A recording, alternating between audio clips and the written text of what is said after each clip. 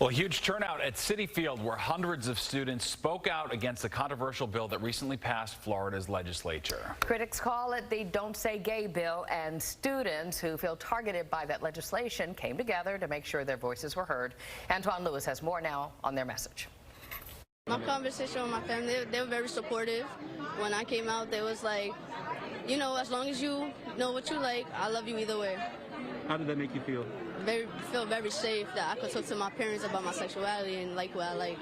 Which is why Bronx teenager Eileen Vasquez was one of about 600 students from New York City and Long Island at Citi Field Wednesday for the LGBT Network's 26th annual LGBTQ Youth Conference, which organizers say is designed to educate and empower young people to become advocates and allies for the LGBT community. In this case,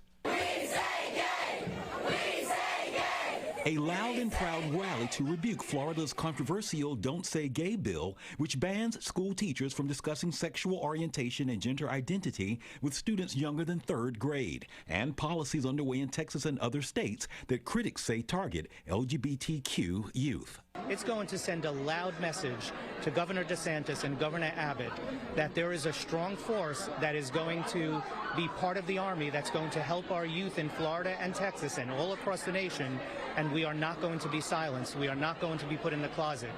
Workshops were held covering a range of issues facing gay youth and their non-gay allies. 15-year-old Sine Santana came for peer support with her home front. Came out to my mom. She's still trying to understand it. My dad was supportive. You know, he supports it all the way. Still talking to your mom about it, everything's still working? Yep, every chance I get.